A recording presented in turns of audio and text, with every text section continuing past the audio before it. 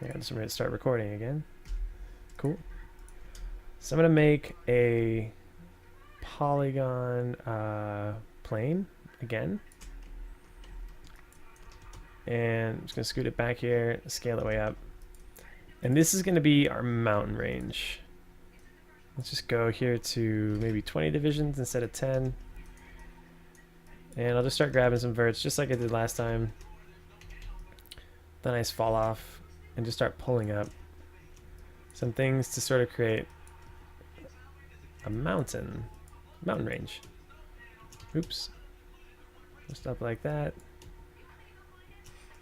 This is gonna be so lovely. I promise. And one of these, and then let's do that. Let's actually put this one down. Let's bring that up. I don't know why. Just playing jazz here. Let's do that. Yikes. There we go. Okay. So the next thing we want to do is just add a little bit of sharpness to this too, so that some of these edges or some of these areas that are turning with, you know, a bit of a steeper edge. And this is going to be important for our shader. And I'll show you why in just a second. So I'm just going to keep on tucking stuff around and moving stuff around here and there. That's pretty fun.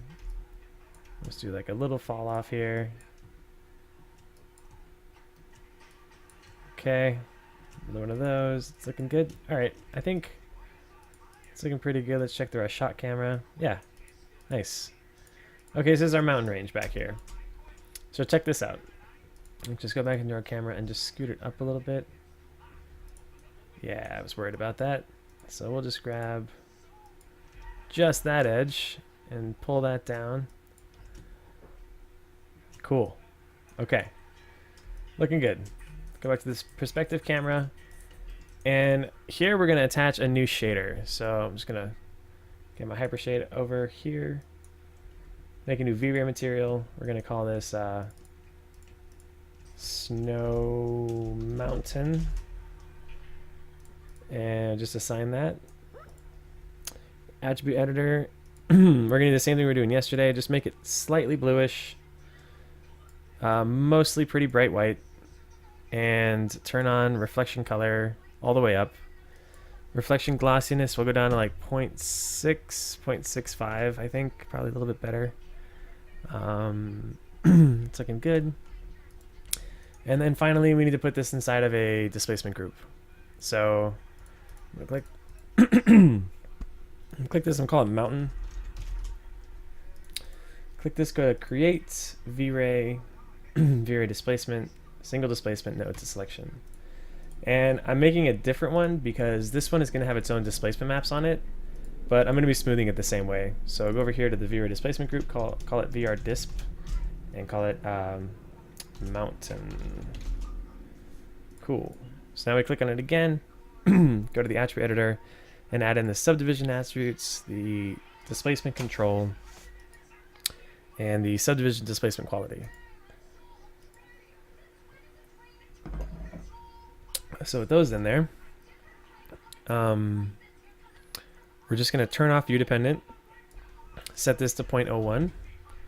Let's just go 0.001 just to make sure that no matter what the size is, these things are going to subdivide really nicely. And we'll go back to that VR displacement mountain group. For subdivisions, we're probably going to want to go up to maybe like 12. Actually, we're going to go to 16 on this because I can already tell with the size of these. I'm going to want to go a lot higher than that just by how big those are compared to our grid sizes. You can kind of see. So yeah, definitely want to go big on those things. Go back to the VR displacement mountain, and our displacement amount, we'll leave it at 1 and 0. We'll do 1 and negative 0.5. You always want to shift negative half of what your amount is. So if this was 10, you'd want to shift negative 5. If it was 7, you'd want to shift negative 3.5, and so on and so forth. Because what's happening is the displacement amount is taking all the values and pushing them all up. and it's all starting from this base value of whatever the surface is. But what ends up happening is your entire plane gets lifted, with the displacement. So the shift pulls it back down half of what is pushing it up. So instead of everything going up from this area, it's going up and down.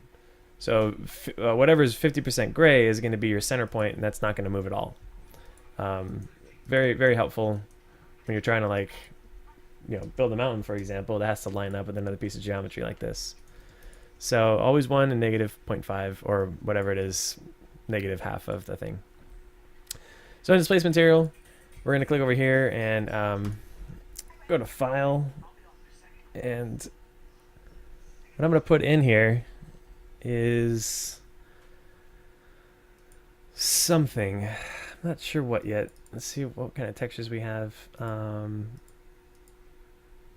don't really want to use any of those. I'm going to use, actually, instead of a file, let me just get rid of that. I'm going to do something else that I use a lot, is 3D texture. So let's go in here and make a 3D textures. Oops.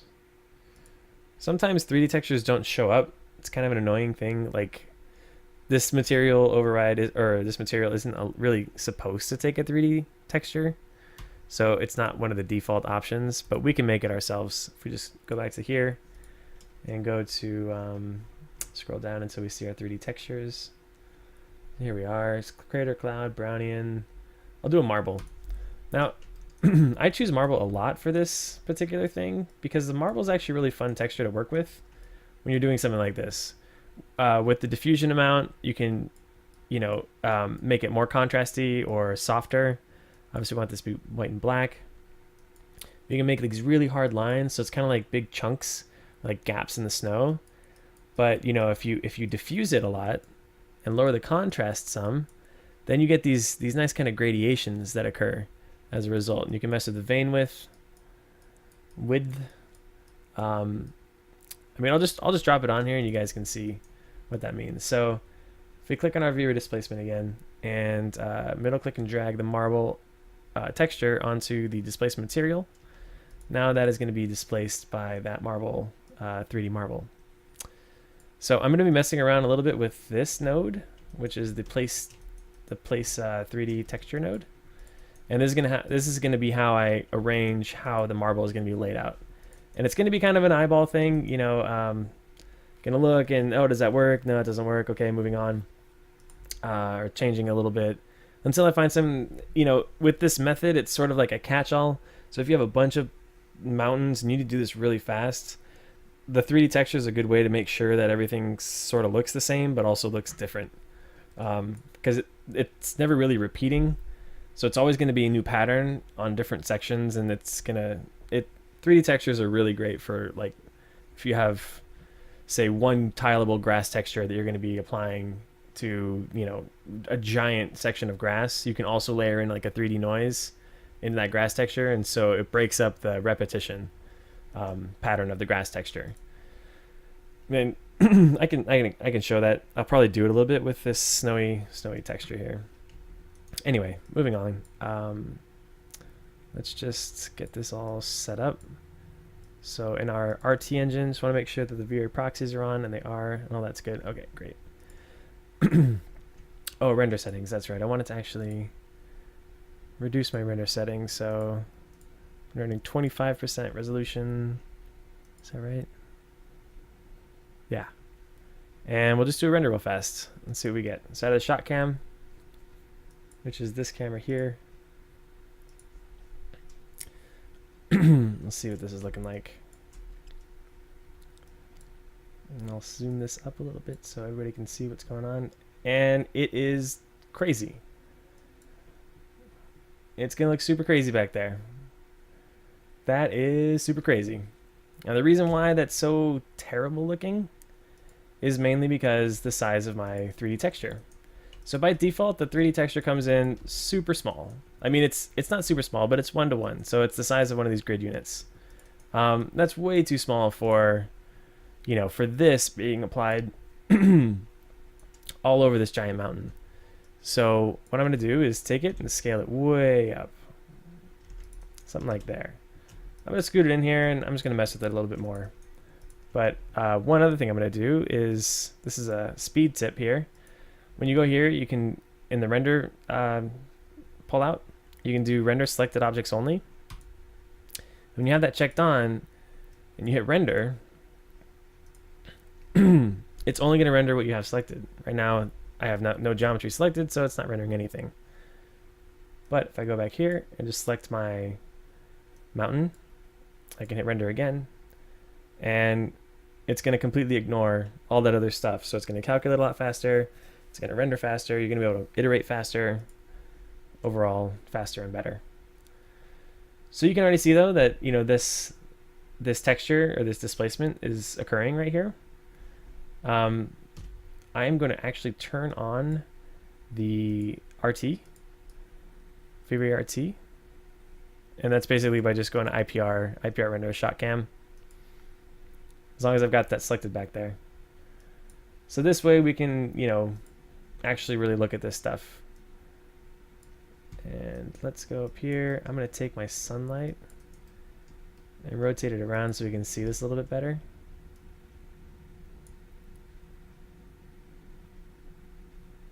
And wait for it.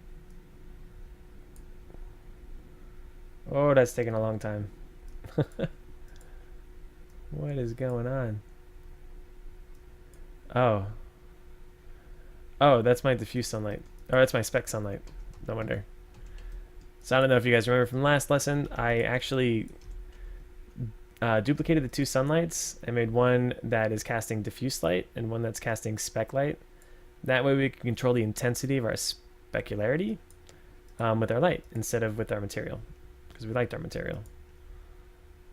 And that is still not really showing off the surface as much better. It's actually showing it off better when it was behind. So let's go back here behind. Maybe a little bit up. Terrible. All right, I'm just gonna go back to how it was, because it was actually working the best this way. And let's duplicate one of these lights and swing it around over here.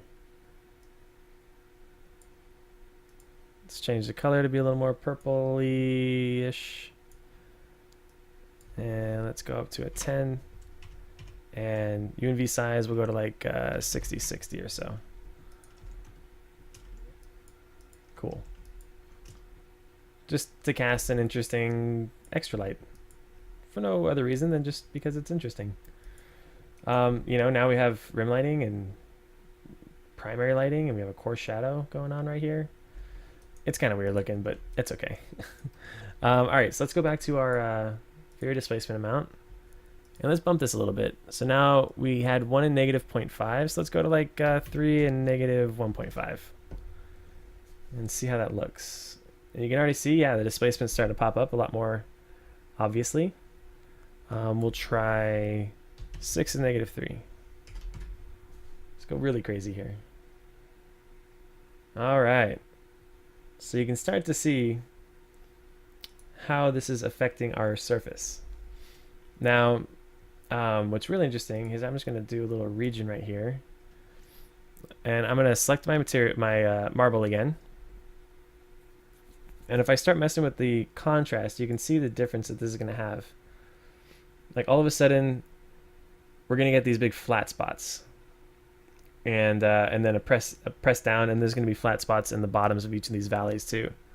So that's really useful if you're going to be doing like a Grand Canyon type thing, you know, because, and with these flat spots, you can always just throw a bump map on the entire surface. Here, I'll just do that really fast just so you guys can see that those flat spots don't necessarily mean that it's going to look crappy the whole time. Actually, you know what I'll do is I'll throw this Brownian on here. Oh, you guys can't see this anymore. I just made a Brownian texture, which is another 3D texture. And I'm going to go down here. Here's our snowy mountain. And I'll plug this right into the bump map. Bump, multiplier, bump map. There we go. And now, you'll be able to start seeing that bump popping up on all that area. And, you know, it's probably have to go really crazy because, haha, well, that's way too crazy. Actually, that's kind of looking a little bit more right, actually. but you would never want to actually do that. It's just because our resolution is so small that you can't really see that bump map effect. But I'll leave it on for now. However, if we go back to this marble texture and lower our contrast back down, then we get nice gradations and smooth sort of reactions of everything, which is nice, but it's not exactly what we're going for because this is going to be a farther away mountain. And I don't really want so much gigantic detail all over the place. And here you can see if we increase our vein width like crazy, you know, we'll get those flat spots again. And basically all the flat spots are is really the value clipping to 0 or 1. Like it's clipping to either full black or full white. You know, when you look at this image here. So I'm going to take the vein width back down. I'm going to take the contrast sort of somewhere in the middle. I'm going to pull the diffusion down a little bit too. Just so that the spread is a little bit tighter. And actually, bump it right back up a little bit. Okay, so now that we got that, take this 3D texture one more time. And I think the scale is probably not quite big enough for what I'm going for. So we're going to go up to 50 on X, Y, and Z. And yeah, that's cool. And then I just also want to reduce a little bit. You know what? No. I'm going to leave it crazy like this because I want to show you guys something. What the snow texture does. Okay, so now that we've got this big, globby, snowy background mountain, I want to show you what happens when we apply this snow shader. So here's our snowy mountain material. And I'm going to go down here to snow. Now this is like a texture that's sort of always forgotten about. Every time I've ever showed this to people at work, they're always like, what? I didn't even know that thing was in there. I kind of rediscovered it myself about a year ago for a project I was working on. I needed it. I needed something that did this. And I'll just show you what it does. If I just attach it to the out color to the regular color map. Now right now, our surface color is red and our snow color is white. But you can kind of see what's happening already. So to explain the shader, any surfaces that are pointing, that are more... Okay, so I had a ball. I don't have a ball, but I've got this. This will work. So any surfaces that are pointing up will turn white, or their snow color. And as the surfaces start pointing away from up, they start fading to the surface color until they're pointing completely perpendicular from up. So to any side, any direction that isn't like an upper facing surface. And those will start turning to the surface color. So what you're seeing here is like, you know, wherever there was a dip, wherever we had our displacement pushing way up, that all of a sudden is creating an edge that's no longer facing up at all. So it's going straight to our surface color. And what this threshold is doing is it's deciding at what point do we transition from the surface color to the snow color, or the surface color to the snow color. And so it's kind of how soft that gradation is. Like, is it an abrupt change or is it a soft gradual change? Now with snow, obviously you kind of want something that's a little more abrupt than more soft, because snow kind of clumps in this funny way. You know, like if I just pulled up Photoshop real fast and just opened up something, whatever. Oh, yikes. So many little steps. So you guys know, I'm sure everybody kind of knows, like snow kind of does this, and then there's the other surface that it's sort of sitting on top of. It has this bulge to it, but it's always a sharp cut. Like you never really see snow that's kind of, well, you kind of do, but it's more like ice snow, where it's snow and then like it sort of starts to gradation and transition to like your weather surface. So anyway, you can see if I start messing with this threshold, what's going to happen. So if I lower it, then we're going to start to see that snow color being the more predominant one. So only the values between like, you know, 0 degrees and all the way down to like 60 or 70 degrees are going to be snow color, and only 70 degrees to 90 degrees are going to be surface color. And if we go up, then we see a lot more surface and only snow in the very, very peaks of things. So this is kind of nice. It's like a light dusting of snow. Here, let's change this red to something more rock colored. So we'll go for like a really desaturated, darkish blue. Granite always tends to be kind of bluish. But you can see right away how like, you know, that already kind of looks like nice. It already looks pretty good. And I'm just using a color. Like imagine we throw a rock texture in there and we get our snow like shader actually really working, because I want to add like some speckle to this thing. Oh shoot. Sorry if the video feed's been a little choppy. I just noticed that my computer is using high memory.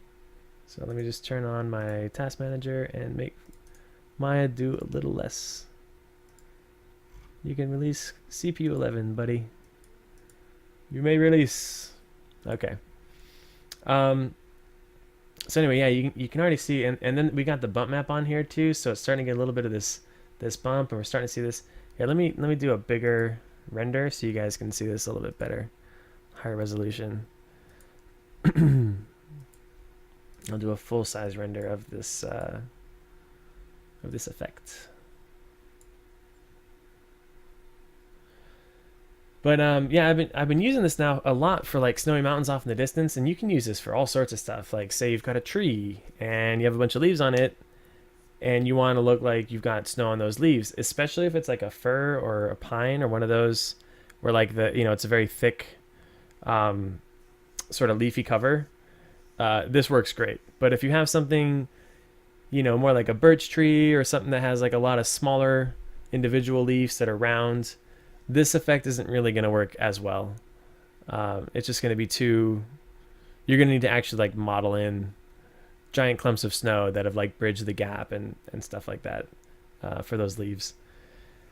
Anyway, so you can see how like how kind of fuzzy everything looks. That's because of our bump map. So I'm actually going to take that off really quickly because it's a little bit too distracting. Go back up here. Ooh, hey-oh. Wow. Okay. Where did we go? So, Snowy Mountain. Bump. We'll just put the value down to 0. That way we don't really see it. And you can even see in the shader ball here what's happening. So I'll just do this full-size render again. I'll save this out just so we have it as a backup. And doing our... Oops. Forgot to actually select the geometry. So that is kind of something that is a little annoying when you're using the selected geometry only button. You got to make sure that it's selected. Okay, so as we start to get this frame back, you can start to see some of the good things about it and also some of the bad things about it. Now, first of all, your rock, it has the same reflectivity and all that stuff as your snow, which isn't really ideal. You're going to want to control it separately. And of course, the displacement's all the same on everything. And, now you can really start to see the issue. When it's really small and is really far back, it looked pretty good. It was like, hey, that's kind of believable. So if you're doing something like a matte painting where you're going to be doing this in the background and then like painting over it, this is a great starting point. But if you're using this for the final shot and you're getting kind of close to it, you're gonna have to do a bunch more work.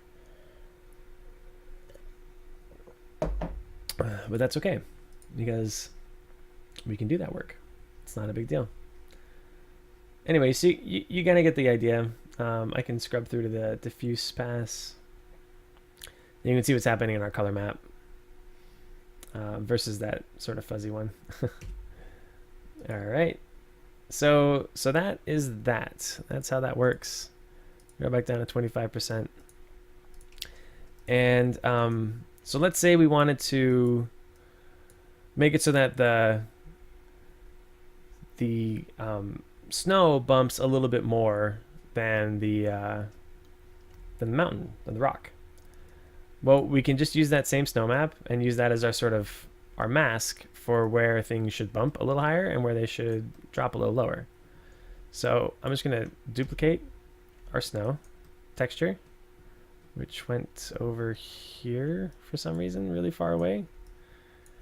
I'm going to connect up the same place 3D texture, so that way they're locked. And it's world inverse square. Where is it?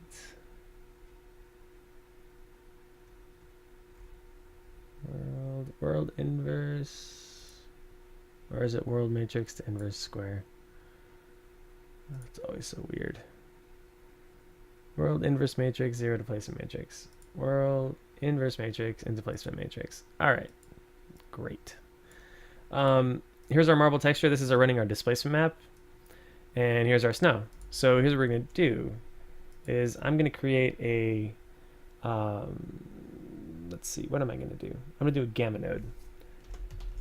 So gamma correct, and that went somewhere too.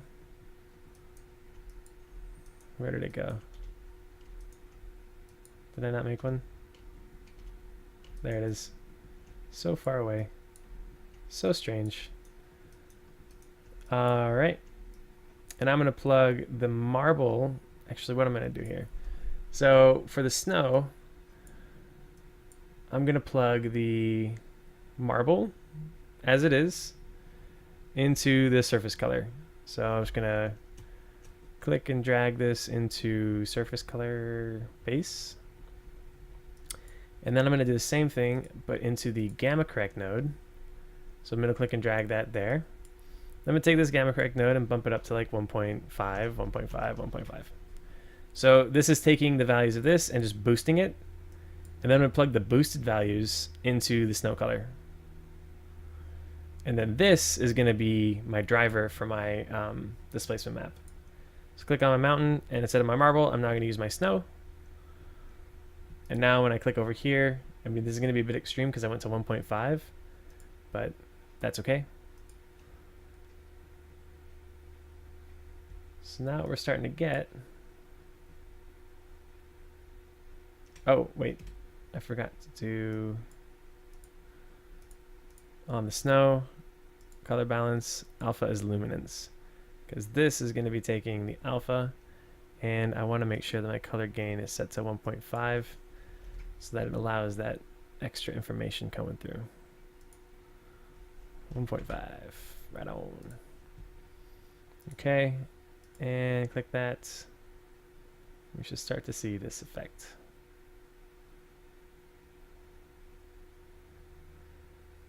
And I'm not really seeing it that well. One of those things. Doesn't always show up so obvious. Here, let's try to exaggerate it then.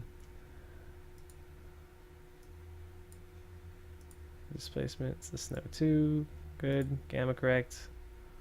Let's go to like 4. And thickness, depth decay. Yeah, that should be fine. So what you will see for sure is these things start to push out on themselves.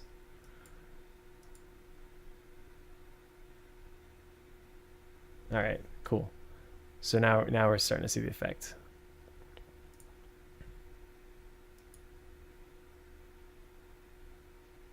So I'm just going to render this a little bit more, and then I'm going to show you the before and after. So you can kind of see how this is starting to work.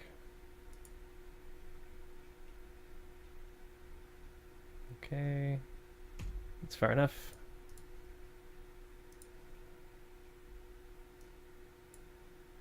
Okay. Oops. So right here, so you can kind of see what's happening is it's taking only the high values and then pushing them, or it's taking actually the low values and pushing them up so that they connect more with the higher values. And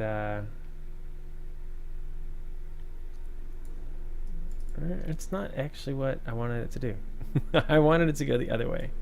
So here's what I'm going to do is I'm going to go back to my shader.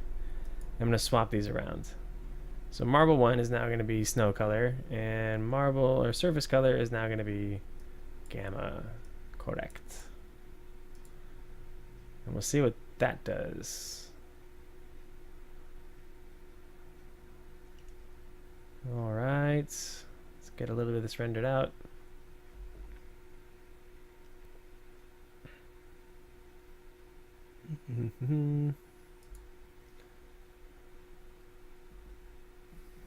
All right, that's far enough. So now you can see that change a little bit more. I mean, this is craziness. All right, let's just kind of go crazy on this thing. Let's take our gamma correct and do 30. Just want to see what effect we get. Whoa.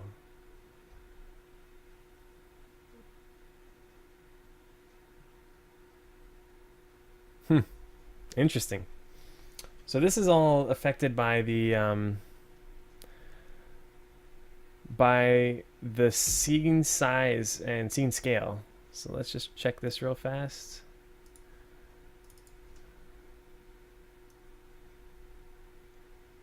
And you can start to see that thing pulling up. All right. So I did have it the right way, I'm pretty sure. I wanted the marble into the surface color and the snow into the snow color. Yeah, that is what I did indeed want to have happen. Let's do it one more time. That's a ticket. But you see, the reason why I am having trouble with this is because my diffusion amount, like the amount of this gradation, is too high. So this thing is wanting to do a nice blend of the difference between its snow and and its mountain surfaces. So you can see here, if I just save this out.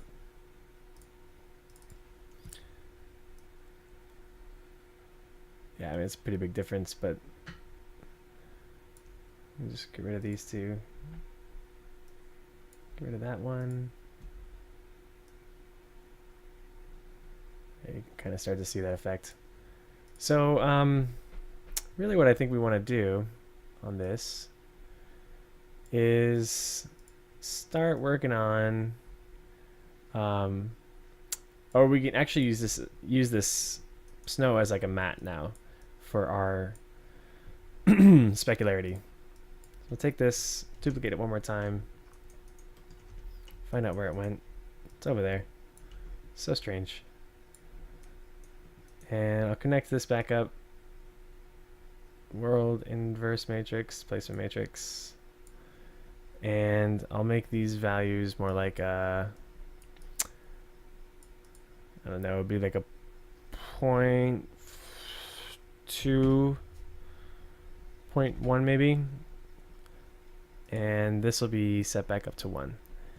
And this I'm going to plug into my reflection color amount. I think I can actually see that one. Yeah, out color into reflection color. There it is. And now when I render this thing, you'll start to see that this big, huge reflective section of mountain should be going away. There we go. Yet the snow remains reflective. It remains at a 0.1 reflective, or a solid 1 reflectivity. So that's already starting to look a little more realistic. And if we check our spec pass, starting to get some pretty interesting little passes here. The reflection pass right there.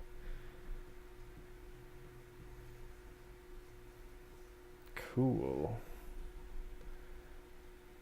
And definitely seeing the spec pass here. All right. Cool. Let's just throw a texture in so that our background mountain isn't just black. So let's go to CG textures. Here's one. CG textures. And we'll just go here to rock. Cool. Let's take this one right here. Now you're saying, what, Josh, why'd you choose a sandstone one? We're in the mountains. Well, I'm gonna make it look more like mountain rock. Rock arid. Don't need that anymore. Okay, so let's first swing it around to blue. So hue saturation, control U. And then let's desaturate it like a lot. And then let's hit a curves, control M. And tuck this down, do some of this stuff. It's still way too saturated. We don't want to have too many like super dark shadow areas. So control U one more time, desaturate this guy like crazy. All right, well, it's kind of interesting. Let's actually swing this color temperature around a little bit more towards the greenish, just a touch.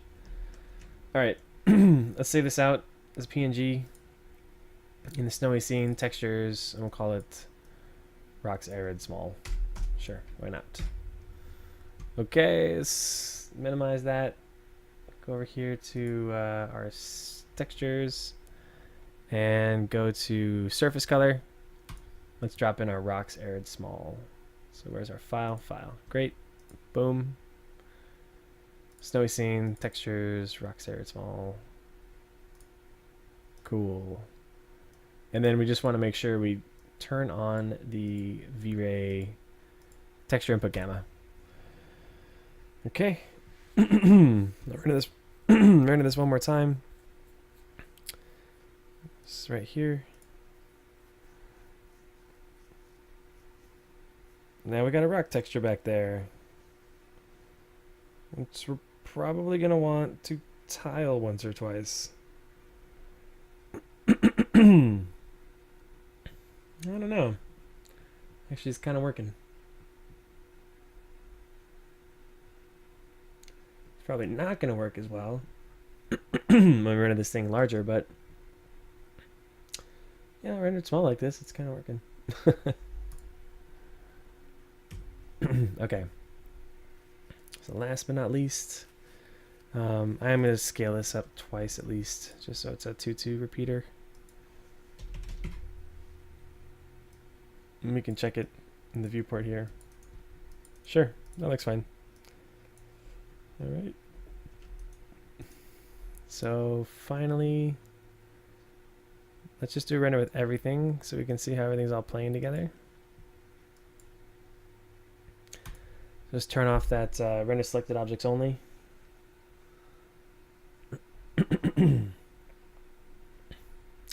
Let's see what we get. All right, there's our crappy trees from yesterday. You can start to see that our texture is definitely not high enough res. It's not holding up well at all close to the camera here. But, you know, far off back there, it's kind of working.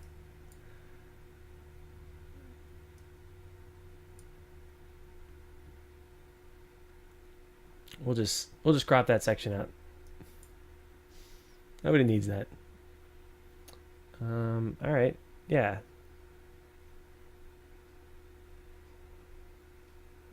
So that's kind of fun. A lot of yellow going on. Oh, that's right, that other silly scene I made. So yeah, maybe we should put that. We could put something back there. Here, we'll put like some kind of little gradient or something. So we'll just look for a nice sky. So let's go back here to textures. Let's type in wintry sky clouds. I know this isn't what you're supposed to do, but I'm not going to be including any of these files anywhere, so I'm just going to grab whatever. Whatever is clever. This one's fine. This one's cool. You know what? I'm going to grab this pink one, though. Oops. Ah, but it's got all those watermarks on it. So what? Watermarks, schmartermarks. Okay, let's just do a save image to the downloads folder. And just for the sake of making something, you know, kind of nice and put together, I'm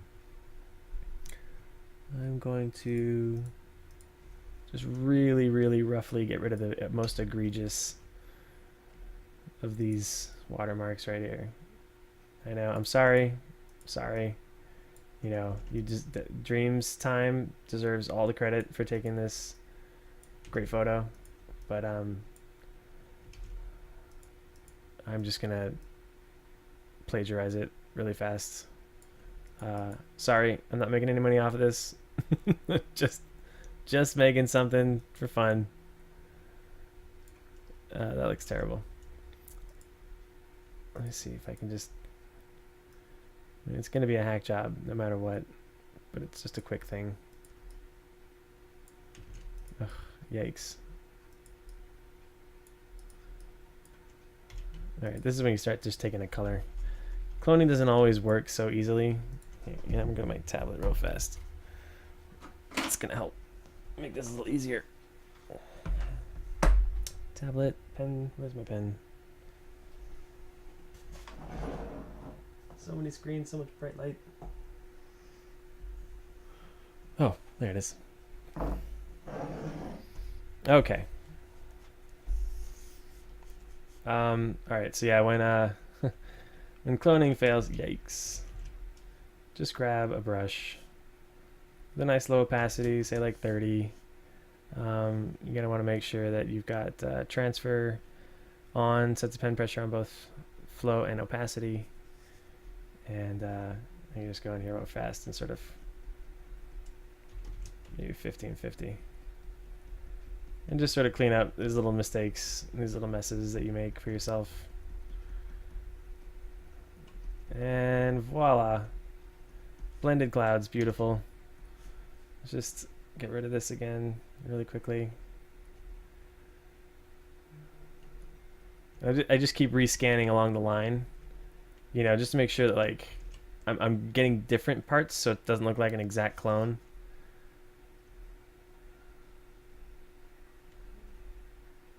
But, you know, so that it's still grabbing the right colors of everything. I'm not going to worry too much about that section.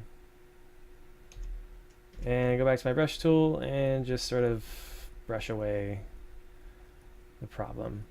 Thing is, if you change it and it looks right, nobody's going to notice that you changed it from what it was. You know? Like, if the clouds behind that thing had a certain look and then you duplicated over some clouds from over here and put them over there, it's like, nobody's going to know that you did that. So just do it. It's fine. Okay. Otherwise, I think this is fine to use. We'll just go PNG and go our snowy scene textures. Just call this wintry sky BG 01. I don't know what color I'm going to want to make this. I think this color might be just way off from the rest of our scene. It definitely is to this one. Yikes. Just way off. But I like the purple more. I think the purple's a little bit more, I don't know, enjoyable. Okay, so let's go back here. And this is, you guys saw how I did that last time. Actually, I know I'm not gonna want any of that snow on the bottom. Just crop this real fast. And we'll save this back out as that image, snowy scene, textures, PNG, wintry sky background. Cool. Yes, that's fine. So Control Alt I, and it pulls up the image size. And I'm just gonna go down here to pixels and see what we got. So we have 1300 by 825. That's our size. So go back to Maya and create a new plane. Create polygon plane. And I'm gonna scale it 1300 in the Y and 875. Oops. 875 in the Z. That was 875, right? 825. Just kidding. 825 in the Z. All right, and there's our image. So now I can scale it uniformly, and it's going to not stretch or tear or anything silly like that. Now I can get into the size that I want it to be. but my proportions are not accurate. So that's just a little quick trick to get those things in there if you guys hadn't done that before. Okay, so there's our sky back there, and we'll just kind of tuck it around like that. Just gonna hold right click, assign new material. I'm gonna assign a V-Ray light material. Turn on compensate camera exposure, that way it doesn't blow out like crazy. Go to color here, add a file texture to that, image name, and then we're gonna choose our wintry sky BG01. Right on. Okay, let's just check through the camera and line up our stuff. Okay, so let's move this down here like that, scale it up a little. I just want something. Would have loved to have that. No, that wouldn't make sense. Some mountains are too close for those trees to be like that. So let's just say it's sky. Okay, and that puts our sunlight kind of off to the right a little bit. So let's take our two sunlights. One sunlight, again, is for specularity, and the other one is for diffuse light. So I'll mimic that. Take this yellow light we had for our previous sun. I'm going to scoot it over here and just make this really big, like an 80-80. And I'm going to mimic what's going on right here. So I'm going to take this pink color.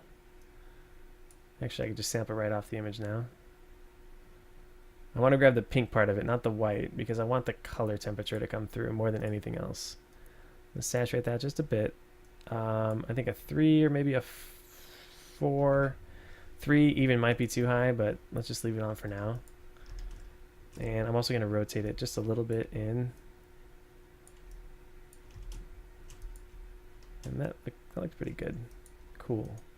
Last thing, you got to remember that this plane, even though it's just going to be a card for us, it still is casting shadows and receiving shadows and all that stuff. So just go to render stats and do primary vis off, or primary vis on, sorry, cast and receive shadows off. So that should do it. And let's do a quick render and see what we get. Actually, I already know that I'm going to need to change my HDR dome light. So let's do that real fast. So I go to my V-Ray dome, go to my dome text.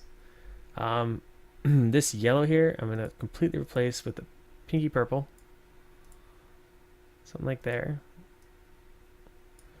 And this blue, I'm going to start to swing a little bit more towards that pinky purpleness. Cool. Something like that I think looks pretty good. Okay, and let's just do a quick test render and see what we get. So I'll save that one.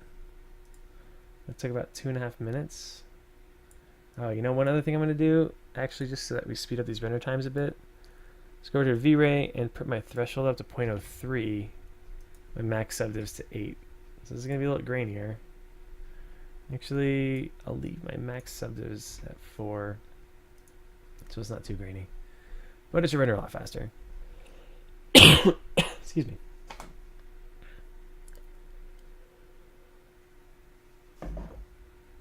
Oh boy. Background is quite washed out. This is like a holy moment here. Did I turn on that file texture? Rocks arid. File 4, is that my new thing? Nope. What is that? Light material. Bingo. Aha, no wonder. Okay. So this is totally too bright. And the reason why is because I forgot to turn on my file texture for my light. So if I go back here to my, my thing, my background, and just graph the material on there, I forgot to add the V-Ray attribute for texture gamma on the background file texture. So now that that's on there, this should look a lot better. And I also noticed that there is another light over here. It's super yellow, and nobody wants that thing. So I'm going to make it more pink, and that should do it. And also, I'm going to take this light here, kind of pull back on that saturation a little bit. I think I went a little too crazy. I'm going to bump the intensity too. And I'm actually increase the size. Let's go to like 130. Cool. It's gonna look nice. Okay. Do another render. See what we get.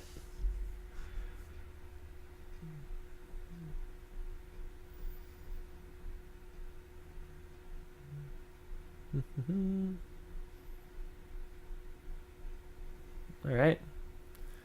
It's starting to feel a little bit more integrated, but still not totally integrated.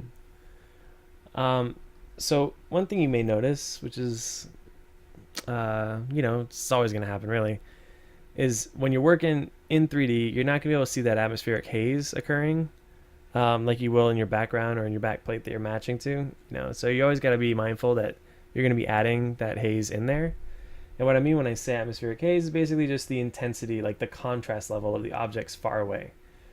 As objects move further back in space, the little tiny air particles start to stack up, and it makes everything look hazier. It's basically like taking the levels and just like taking the black and white values and crushing them together.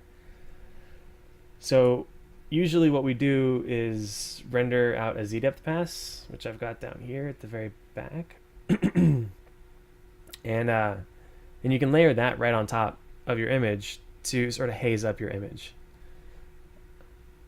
And yeah, we're getting rid of all that orange yellowy light and going back to more of a nice pink blue kind of thing going on here. Is that lighting only pass? Specularity.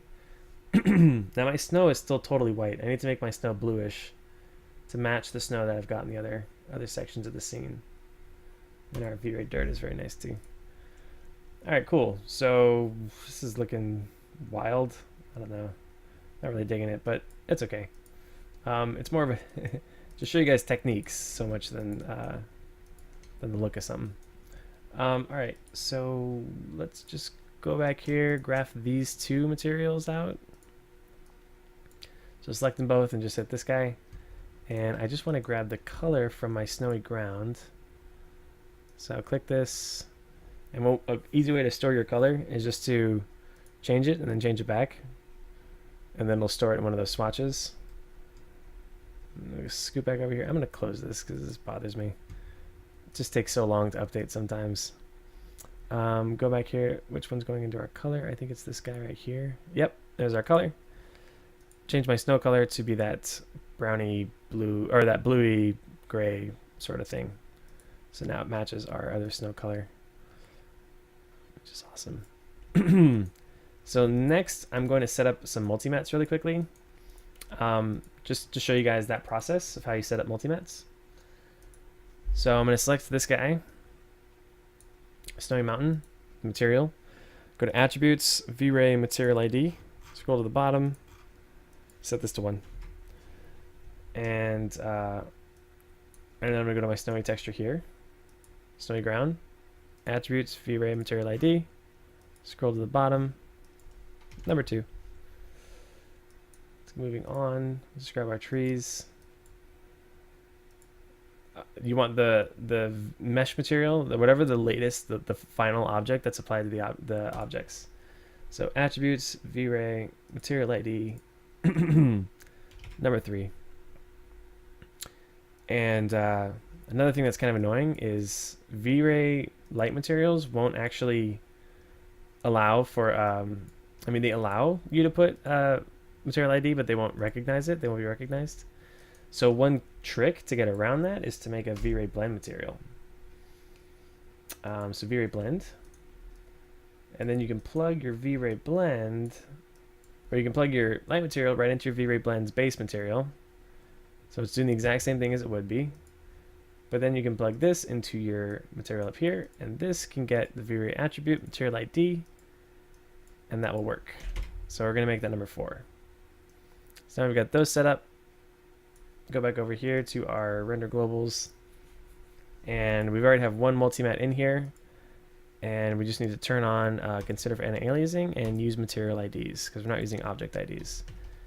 So red, green, and blue channels will be 1, 2, and 3. We'll make one more material ID, or multimatte rather, and check everything back on again, and we'll just do 4, 5, and 6. Now I haven't made any materials that are gonna take the 5, and 6 channel, but that's okay. I always make them as placeholders, and that way, in case I do add another material, I can just easily make it a 5 or a 6. Now we're probably gonna want to be able to control the snow separately from the mountain on this background terrain. So I'm gonna graph that material again. I'm gonna grab the snow. And this is a nice little trick also. Grab this extra text and create another one. So now we have a third extra text.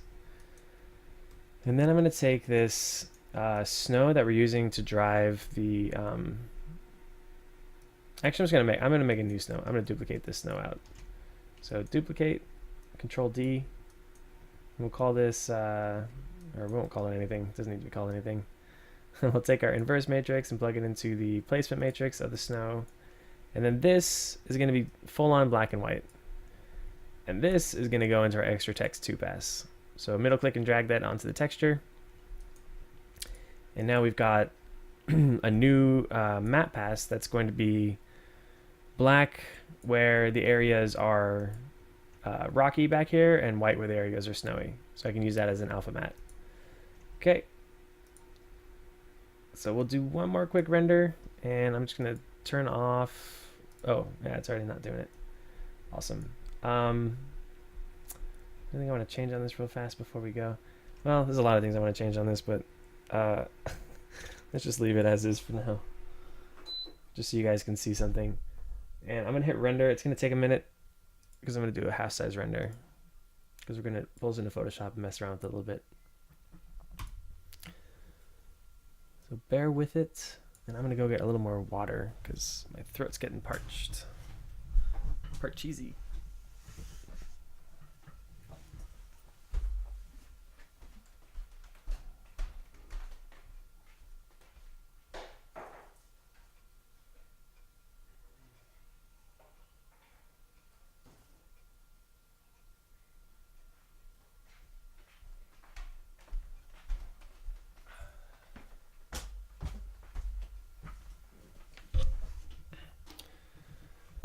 Okay.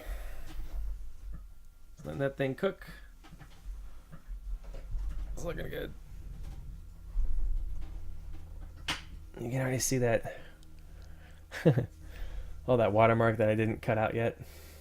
That's fine. This is starting to look kind of weird. That looks pretty awful, actually. I don't even know what I would call that. It kind of looks like melted ice cream over poo. Yeah, it's okay. I mean, this is all very example stuff. Ideally, if you needed to build a forest for real, I would highly recommend Speed Tree. Speed Tree creates really, really nice trees really fast that, you know, will totally hold up at close range, high resolution, as well as, like, you know, far distance stuff. It can get a little heavy, Speed Tree does.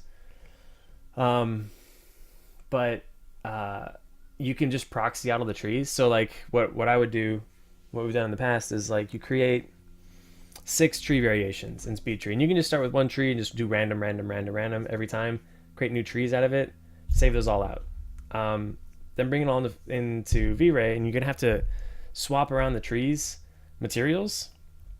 They all start off with Fong, so you just gotta turn them on the V-Ray materials. One thing to note as well, opacity map. When you plug your leaf images with transparency or alpha channel into the opacity map, the render times are pretty extreme. But and it may not look like you want it to. It may not look that great.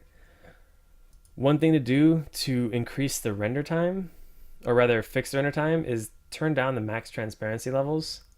If your render times are just like outrageous, like you're dealing with an hour a frame or something, you can turn this down to like maybe 10 or 5, and you're not going to see as much depth into the tree, because after, you know, one transparency of alpha of a tree leaf goes over another one, like if it's 5, it would allow for 5 visible back, and then the last transparency, the last leaf, that's the 5th level back, the alpha would not work anymore. So it would just be like a solid leaf. But once you're already looking through 5 levels of leaves, you kind of can't really tell. Like it just looks full. The tree looks fuller. Of course, if you need it to look open for whatever reason, then you're gonna have to bump that up. It's just gonna increase your render times. The default's set to 50. It's gonna make sure that no matter what, you're gonna be able to see all the way back.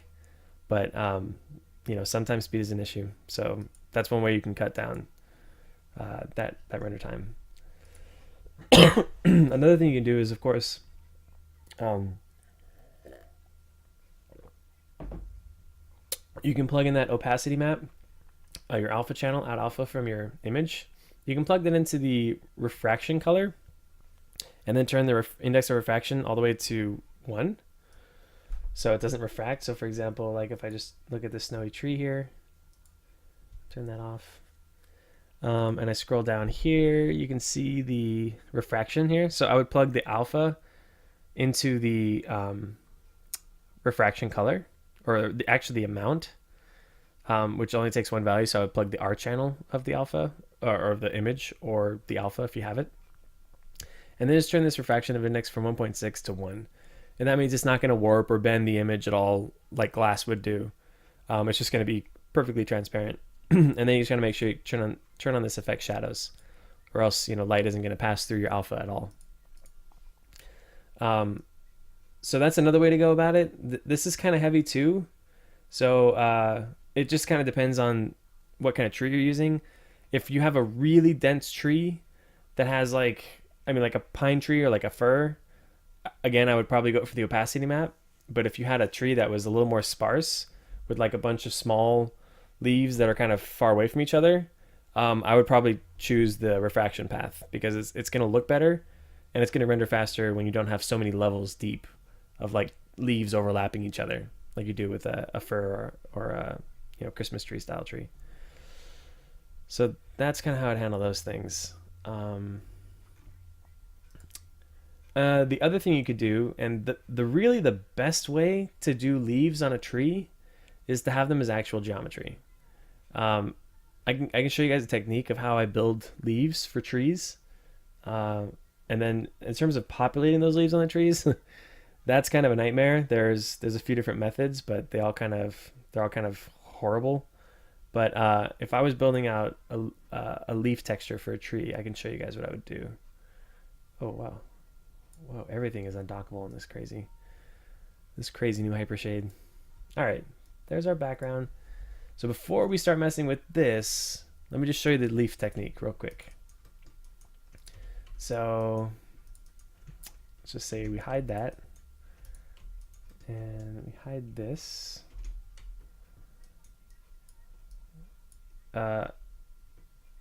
Whatever, that stuff is fine. Here, I'll just show only geometry. All right, cool. So here's what I do. So let's say I've got a leaf, and I already did grab some leaf textures that I was going to do this for you guys. Okay, so I've got this leaf texture, right? It is a PNG. I don't know if it has an alpha in it already, but it doesn't matter if it does or doesn't. Yeah, okay, so it does already have the alpha. So we wouldn't have to do this. Well, we would still kind of want to do this just because it's going to work better. But let's see. So create a plane. Create a plane. Plane right there. Cool. We'll assign a new material to it, and this can just be a Lambert. Doesn't have to be any fancy V-Ray stuff. It's actually probably a little better if it's a Lambert, because Lambert's going to work better in the Maya viewport. Go to File and grab our leaf, which was, I think, in my Downloads folder. Oh boy. Users, Josh, Downloads, leaves, leaf. You know, I'm actually going to choose this one, because this one's going to be a bit of a pain in the butt because it's so spiky. But it's the same technique, you just got to deal with all the spikiness. It's just going to take a little longer. So I'll choose, yeah, this one, sure. No, I'll choose this one. This is the easiest. All right, cool. So there's our leaf texture, right? And because, these already have an alpha channel, I don't really have to do anything to fix that alpha. These aren't the right scale though. That's actually more right. But what I'm going to do instead is, because I don't want to use the alpha channel of this leaf, I just want the leaf itself. I can just go in here and do a multi-cut. And I'm just going to start cutting out the leaf.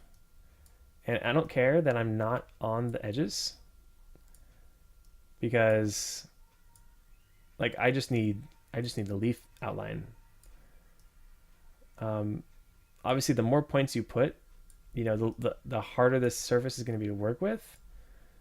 But it's only if you really want to work with it a lot. You know, we're going to create a very, very dirty piece of geometry here.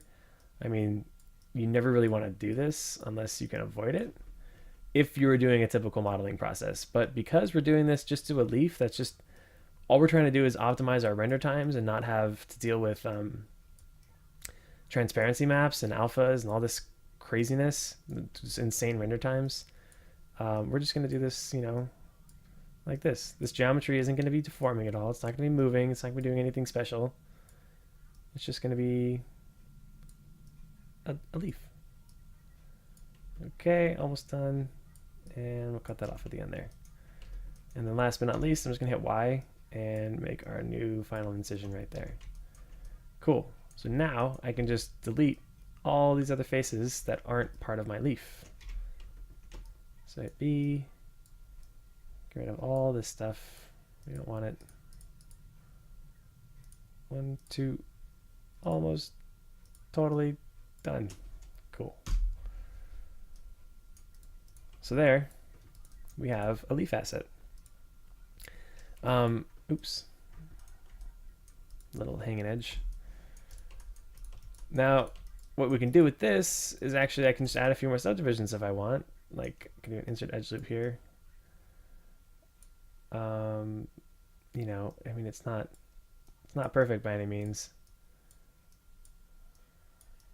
but it's something. No, that's not so good. You probably don't want to do that. What you'd want to do though is, you know, probably start with a few more subdivisions before you do this process if you wanted to do that. I'm just going to do a modify center pivot. Where is that? Is that an edit? Modify center pivot. There it is. Cool. So now, what you can do, and I've done this in the past, is duplicate one off, right? And then go in here to create a deformer. So deform, non-linear, and you can do like a bend.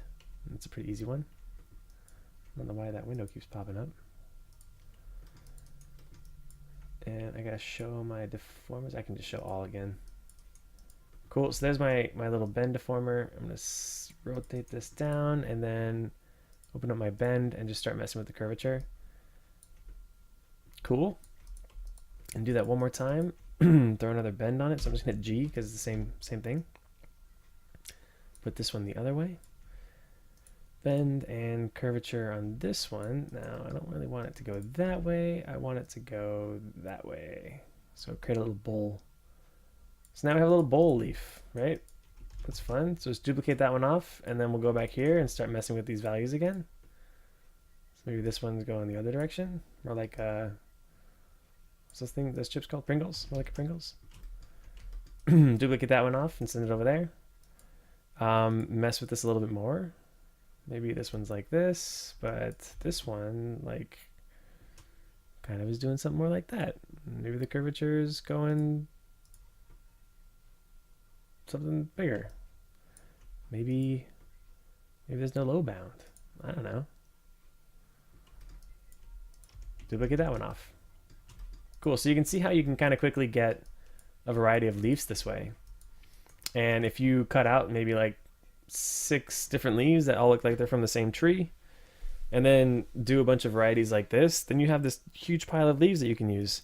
And then what you're going to want to do, of course, is also make sure that your pivot point, so hold down D and V, is set kind of down here at the base of the leaf. That way it's going to make positioning them on the tree trunks and on the tree branches a little easier. Oops. Cool. So there's some leaves. That's how you would do that. And you can do the same techniques for grass. So if you had like a blade of grass, you just cut out that blade of grass, duplicate them. Oh, and here's another fun thing too. Like if you say wanted to create a pile of leaves, you can just do this and duplicate all these off. And then there's this great tool that I use to create the forest here. It's called SP Paint 3D. I'm just gonna hide all this stuff real fast. So I'm gonna pull that tool up again, and it's right here, SP Paint. You can get this off Creative Crash. If you just type in SP Paint 3D into Google, it should be like the first link.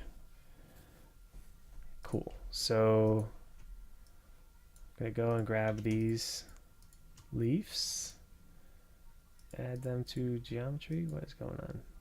What is it saying here? Hierarchy too complex. Okay, so this happens sometimes too. When it says hierarchy too complex. It's super annoying, and I'm not really sure why it happens. But one way to get around it is just export these out as OBJs, and then import them back in. I don't know why. There's some complex something that's like sticking around. So we'll just do snowy scene. Scenes, we'll call this leaves 01. Delete them and import. This is actually, like, you can do this almost all the time. Like if things are acting funny, just export it as an OBJ, bring it back in, and it should work. So there we go. Now they're all working. So I'll grab all of those and add all of them into this thing. And then here's what we can do is we need to create a pile of leaves. So I'm going to create a sphere. I'm going to delete the bottom half of it. So I only need one half. And then I'm going to scale it way down. Just like that. Cool. I'm going to add this to my target surface. I'm going to turn my rotation to 360. Actually, I'm just going to rotate these in every direct. No, that's crazy. Rotate the X. Maybe we'll do like a 20-degree rotation and a negative 20-degree. Same with the Z. Negative 20 and 20. For our scale, we're going to go all the way down to 0.5 and all the way up to 1.5. And that's uniform X, Y, and Z. You know what? Let's not make it uniform. Let's go 0.5 and 1.5 and 0.5 and 1.5. Cool. And these are all going to be duplicates of each other. I don't need to duplicate the input graph. So check that off on the options. And I'm just going to hit paint here. And now I'm going to take these 4 leaves and start duplicating them all over the place over there for some reason. Whoa. Something. That was weird. Okay. Let's instead center pivot these guys. Oh, right. Well, yeah, it's because they all lost their pivots. Of course they did. Because they're brought back in. So, all right, we'll do this one more time. Sorry, guys. Center pivot. Looking good.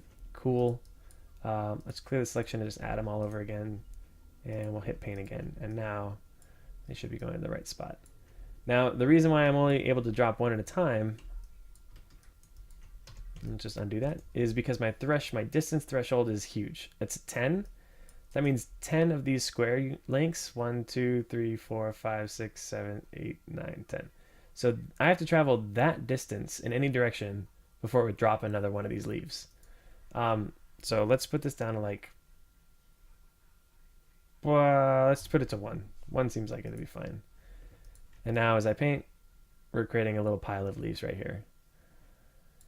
Now, the reason I chose a sphere is because I can start scaling this up a little bit now. Hit paint again, and then create a higher stack of leaves. Grab my sphere one more time, pull it up, paint, and now we're painting. You kind of want to paint in the middle on this final piece. Okay, and if I hide this, we've got a pile of leaves. Now they're all kind of pointing upward, which I don't really want. I wanted them all to be pointing down-ish more. So we can fix that by just grabbing them all and rotating them right around. And that looks weird too. So that's not really, well, I guess, I don't know. It looks funny. I guess it's kind of more right. So the other thing you'll notice is that these all are not we're looking at the back sides of all these faces, which is fine because all we need to do is go to our material and make sure that reflect on backside is on, and that shouldn't be a problem. So right here, where's our Lambert? Oh, right, and we're in a Lambert material anyway. So let's actually plug V-Ray materials in all these things. I mean, why not? We've already made it this far. We might as well render these leaves. So I'm gonna take this texture here, plug it in there. Let's turn our reflections up. Put our amount to maybe 0.8. Put our glossiness to maybe 0.56-ish or so. Next refraction, that is fine. Oh, I'm in refraction. I was like, this looks weird. It's not looking right, so I'll put those back to normal. Reflection, there we go. That 0.8 and 0.56 or so. Cool. And in reflection options, just make sure reflect on backside is on, and then we shouldn't have trouble with these leaves. I'm going to select all the objects that those leaves are assigned to. Nope, I'm just going to do it this way because it's selecting the faces. And assign the material, and there we go. Bunch of leaves in a pile. Really easy. And now what you can do, which is super fun too, is take that leaf pile and create a proxy for that. Here, I'm actually going to duplicate this really fast. Just group it, call it leaves pile. So we do group and dupe. Hide our initials. I'm going to select all these down here. Create V-Ray, create proxy. And leaves pile 1, that looks good. VR mesh, automatically create the proxy for it. Faces in preview 200, that's a little low. Let's do 350. Create proxy. And now we have a proxy for this pile of leaves. So I'm going to just hide that. That, believe it or not, is a pile of leaves. It's beautiful, isn't it? All right, so I'm going to add that pile of leaves, preserve input connections because these are instances, or rather these are proxies. I'm going to unhide my ground, wherever the hell that went. P-plane, is it one of these? Nope, not those. I had a ground at one point. Oh, it's probably this first plane. Cool. Clear my selection here. I'm going to add my ground in as my selection. And here we go. I'm just going to paint leaves everywhere. Let's turn this up to 10. So here we are painting in giant piles of leaves. Actually, let's do 5 on that. Paint. So this is going to look pretty weird because there's no other green in the scene. But I just want to show you how easy it is to create forests, you know, of your own making, of your own design, which is really pretty exciting. Let's hide our primary leaf pile there and close this out. And let's do another render.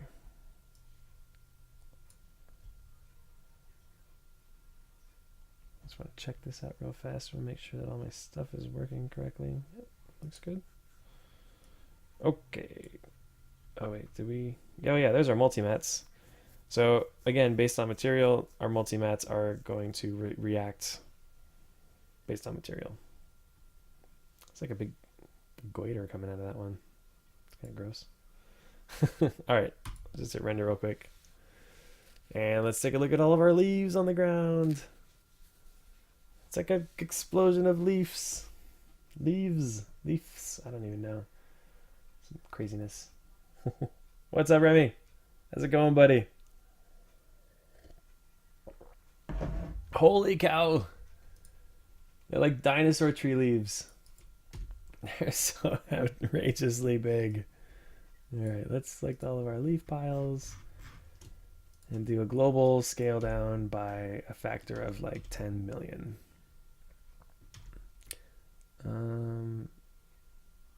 Yeah, somewhere like there. And I actually noticed that my leaf does not have my texture gamma input on it.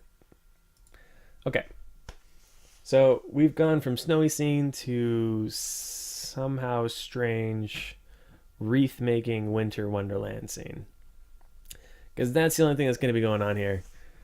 They're going to make some wreaths. And that's so sad. It's so small now. Kind of miss the giant ones. And our displacement is pushing up so much that we are losing most of them. They're getting buried in the snow. And I mean, you know, it's weird. It's a pile of leaves. Why? Like just elves running around, just soaking up tiny piles of leaves. It doesn't really make a whole lot of sense. They're just cleaning. All right, well, I'm just gonna cancel this real fast. I want these to be a little larger. I want to see them. Hold on, right there. Scaly scale. And I'm gonna scoot them up just a bit. Cool.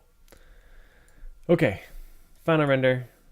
And here we go. Let's just save this as a new image or as a new file.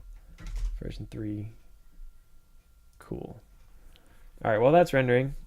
Let's go back to Photoshop here. Let's get rid of this and let's open up our new renders.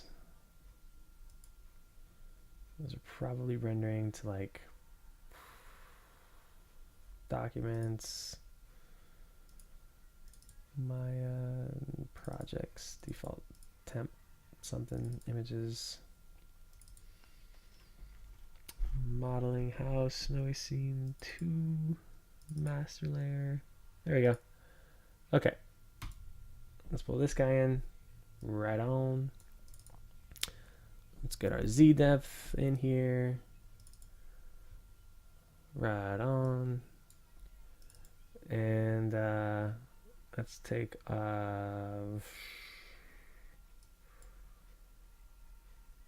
V-Ray for now. Cool. And let's get our multimatte. Lilu Dallas multimatte. And computer's definitely thinking more about the rendering than working with my Photoshop right now. So I'm just going to shift click and drag these all in to our main image here. Whoa, relax, buddy. Okay, cool. Okay, so one thing we can do just right off the bat is create a matte out of this stuff. So I'm just gonna control click our shift control click GMB so we get all three of those colors, and then I'm going to take our Z depth and duplicate it and then cut away that background. And just super quick and simple, I'm gonna set this to screen and I'm going to tint it with Control U, colorize. I'm gonna sort of tint it the color of our background back there. It's gonna be kind of pinky, very bright, kind of pinky yellowy. It's like Plello. Then take it down some, just so that we're starting to blend that background in a little bit better. And start introducing some of that haze. I mean, I don't know. That's the right direction, but it's really not quite there yet. It's okay though. Remove white matte. Cool. Getting a weird little matte line back there.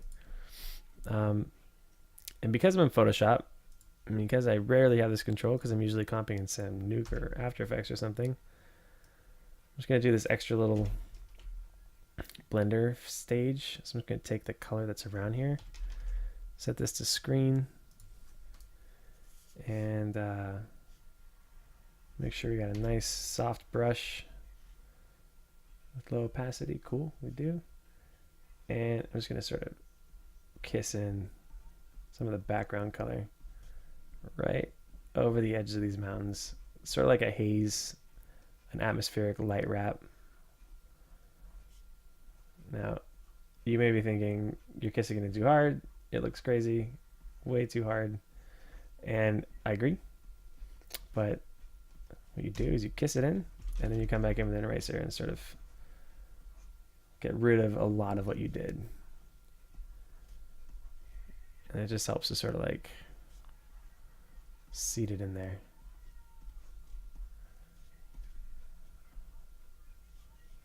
I don't know, something like that. I could saturate this just a tiny bit. Cool.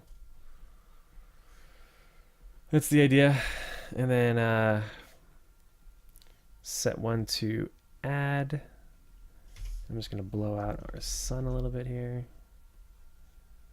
Nothing crazy. Oof. So much going on. So much that isn't what I'm telling it to do. I'm still rendering back here, aren't I? Oh yeah, I am. These leaves are hilarious. They're so gigantic. They're like dinosaur leaves.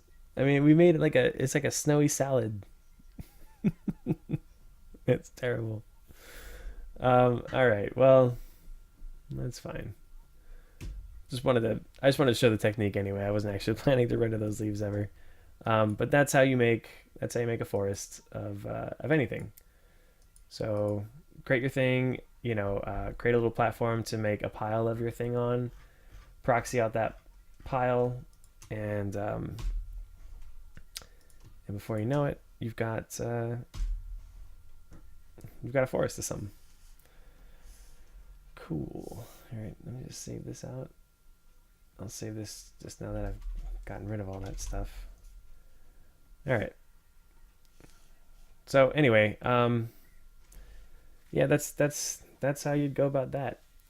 If I was gonna be comping this thing for real, oh wait, right, I was gonna add this sort of blowout. Go something kind of pinkish. And just, with this thing, you just really want to like kiss it. Oh, that's an eraser. Just kidding. You just kind of want to kiss it in. Let me just make this eraser a little smaller, or else I'm going to forget.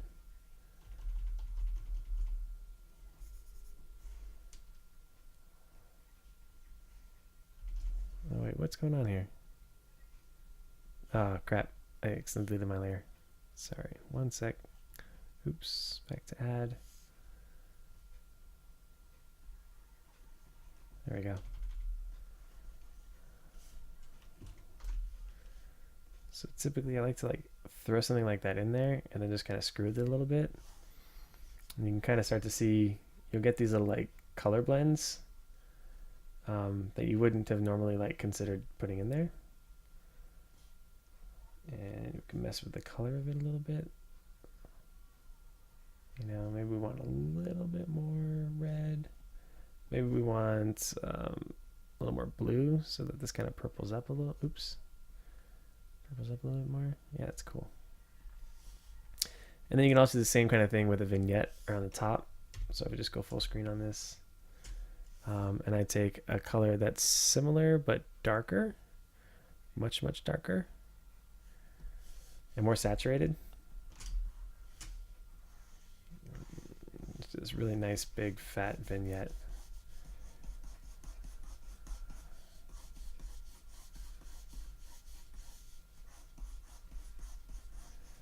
Now, when you're vignetting, I always recommend painting it in, if you can, instead of using like a circle or something. And also, you kind of want to be a little less heavy-handed in really bright areas like the sky, because even with a true vignette, light is still penetrating the top of the frame more than the bottom. So well, not really the top, but I mean where there's more light, that light's still going to bounce around more and produce a lighter image and thus reduce the effect of the vignette more at the top, or where there's light, sorry, not at the top, not always at the top. So you kind of want to be careful about that. But I don't know, that's kind of the idea, something like that. Probably want to also use that Z depth to blur out some of the background. This will allow you to do it, but what you have to do first is copy the whole image. So you can do Control A, Control Shift C, and Control Shift V, and that just takes the entire image and flattens it down and then throws it up on top of everything. So Control Shift C is copy all visible. Control Shift V is paste in place, or paste, on top. Cool. So now we got that, and let's just create a filter, blur, lens blur. Lens blur is Photoshop's version of a Z-depth blur, as long as you have a Z-depth pass. So we have a source, which is transparency, no. Layer mask, no. Let me actually convert this into a layer mask really quickly. So again, to make a layer mask out of it, select your object, Control Shift C, go to channels, create a new mask or a new alpha, Control Shift V, and we'll call this Z depth mask. Go back to RGB, we turn that off, go back here, and now we can use our filter, blur, lens blur. And from our source, which I don't think you guys can see it because it's off screen. There we go. Source, we'll choose Z-depth mask, which we just made. And there you go. You can see that affecting our scene. We have a nice Z-depth now going on. So you can change the blur focus distance. And so now you can see our foreground's all blurred out and our background is in focus. The radius will increase the amount of blurring that's happening. And you can see as I scroll this down, you can see it traveling from the background to the foreground. So we can make this like a super miniature scene if we just have a really, really gigantic radius. And let's just see what happens when we go crazy on this radius. So you will notice, however, you can see this sharp line right here for our background. And that happens a lot whenever you try to crank the values too high with when you're doing this kind of effect. More accurate should help a little bit, but it's not going to fix it entirely. The only way to really fix it entirely is, in this case, and I'll do it actually because this is a good case to do it in. The problem is the difference between these values here and these values here. So this is, it's too big of a difference and it can't really comprehend this change. So what you can do really easily is grab the blur tool and just sort of soften that edge. We're going to blur this out, and we're essentially blending the values of that background with this level here. And it's not going to be as accurate, but it's fine because it's so far back there, we're not actually going to see the inaccuracy of it. Now, I wouldn't do it up here because you're totally going to see that inaccuracy. It's something very close to the camera, it's very close to the eye. The sky is going to blur to basically the same amount as this mountain back here, so we're not going to be able to tell the difference. So now I'm just going to hit Control A, Control Shift C again. Hide this, go back to our channels, create a new Z-depth pass or Z-depth alpha. Control Shift V, paste that in, and we'll call this Z-depth blurred. Okay, and going back to RGB, going back to our top layer there. If I go to filter, blur, lens blur, and select our blurred source mask. And you can see now if I just go crazy on this radius, it's better. It's a lot better than it was before, but it's still not. See, we can check what was before. So this is the line I'm talking about, this hard line right here. So when we switch it to the blurred version, see, it softens it. It's still a little bit there, and we can fix it entirely by just going back in with another blur pass and blurring that line even more. The more we blur it, the better that transition is going to be. But that's kind of a specific problem. You might not run into it very often. But anyway, if you do, that's how you solve it. It's at least one way to get around it. So let's just say we're not going to blur nearly that much, just a little bit, and we'll probably blur it back here. I'm sorry, I mean up in the foreground. We'll have that in focus, and we'll take this blur way down. Another thing to consider too, it's really important when you're doing renderings like this, is what is the actual scene you're working in. Are you working in a scale that is very small, or that's like the size of a table, a typical table, or are you working in a real world scale where it's gigantic? If you were really photographing this, you'd almost have no blur at all on those backgrounds, on those back mountains, because you'd need a lens large enough to take this picture. I mean, you could of course get in really close, use a really low light lens like a 2.8 or something, and have a really shallow depth of field, and then it'd be, this tree would never be in focus. Like, you'd have to be way closer to that tree in order to focus on that, because your focus distance is going to be so close to your camera's lens. So, this kind of thing is kind of impossible, and it's always going to make the scene look kind of miniature because you're throwing too much depth of field back there.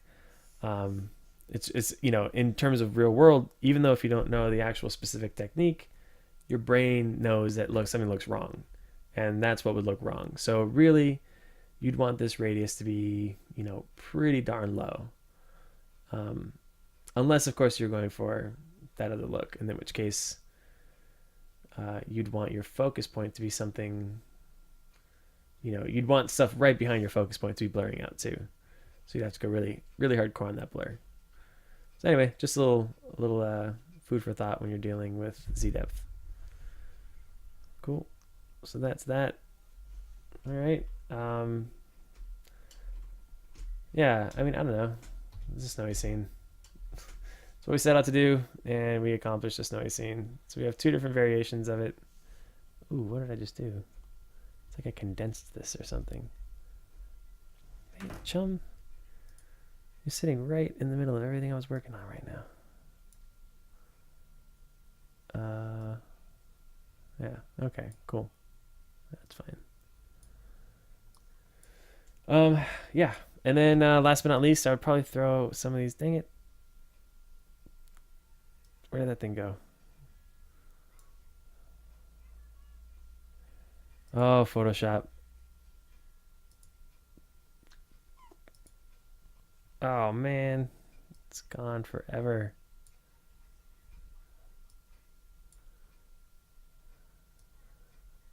Oh, there it is. Okay, good. Silly software. Extending things too far. Sorry about that, everybody. It was crazy. Let's just make this a little bit bigger. Okay, back to normal. So yeah, last but not least, I would probably just throw like a curves on top of everything and start messing with these values here. Probably want to brighten it up a little bit. I don't want to throw too much contrast in there. I think it actually looks better a little brighter. Make this thing kind of look like an old-timey photograph because of the background we chose. It's something cool. Take that red. Another thing that I learned a long time ago is cross-color processing. So you take the red curve and you make it an S in one direction. You take the green curve and make it an S in the same direction, and it should be a very subtle S. And then you take the blue curve and you make it an S in the opposite direction. And what you end up with is this really cool kind of color blended, bleedy stuff going on, which is a lot of fun. And you can mess with the directions in which you do it, but what you always want to do is have 2 in the same direction and 1 in the opposite direction. So however you're gonna do it. But I typically do like red and green and then blue in the opposite direction. But it's totally up to you. It depends on the look you're going for. This just sort of like richens up the scene a little bit. It's kind of nice.